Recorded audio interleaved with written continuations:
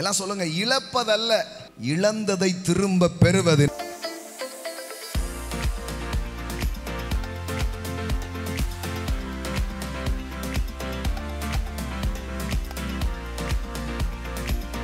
வாக்குத்தத்தமே என்ன மனுஷனுக்கு?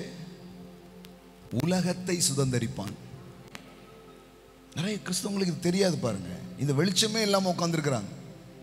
ரொம்ப வருஷம் சர்ச்சைக்கு போவாங்க. நீங்க கத்துக்கிட்டு இருக்கீங்க பாருங்களேன். இதுல ஒரு சின்ன துளி கூட பைபிள் காலேஜில் இருக்கிற ப்ரொஃபஸர் கூட தெரியாது. நீங்க அவ்வளோ பெரிய மேன்மையான காரியத்தை ஞாயிற்றுக்கிழமை தோறும் உட்கார்ந்துங்க படிச்சுட்டு இருக்கிறீங்க. நீங்க மேன்மையான ஒரு காரியத்தை காதல் என்ன பண்ணிட்டு இருக்கிறீங்க? வாங்கிட்டு இருக்கிறீங்க. வாக்குத்தத்தம் என்ன? அன்றியும் உலகத்தை சுதந்தரிப்பான் என்கிற வாக்குத்தத்தம். எல்லாம் சொல்லுங்க, உலகத்தை சுதந்தரிப்பான். இந்த உலகம் தேவையில்லைன்னு சொல்றதுக்கு பேர் கிறிஸ்தவ பிரசங்கம் கிடையாது. அதுக்கு பேர் மத பிரசங்கம்.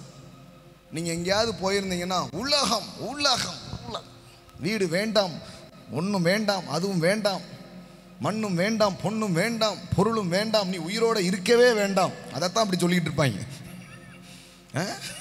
இதே பேசி தரித்திர கூட்டத்தை உருவாக்கிட்டாங்க, வலிமையற்ற ஒரு கூட்டத்தை உருவாக்கிட்டாங்க. ஆனா பைபிள் அதை பேசல. பைபிள் பேசுது உலகத்தை சுதந்தரிப்பான். It is not losing, it is possessing. எல்லாம் சொல்லுங்க, இழப்பதல்ல இழந்ததை திரும்ப பெறுவது. இன்னைக்கு காலையில வந்திருக்கீங்களா? எத்தனை பேர் வந்திருக்கீங்க? ஆன்லைன்ல பார்க்குற பிள்ளைங்களுக்கு நான் சொல்றேன், இழப்பதல்ல கிறிஸ்தவ சுவிசேஷம். வாழ்க்கையில எதை இழந்திருந்தாலும் அதை பல மடங்கு நீங்கள் திரும்ப பெறுவது சுவிசேஷத்தின் காரியமாய் அது இருக்கிறது. possess, pursue and possess, பின்தொடர், அதை பிடித்துக்கொள் என்பதுதான் சுவிசேஷமா இருக்கிறது.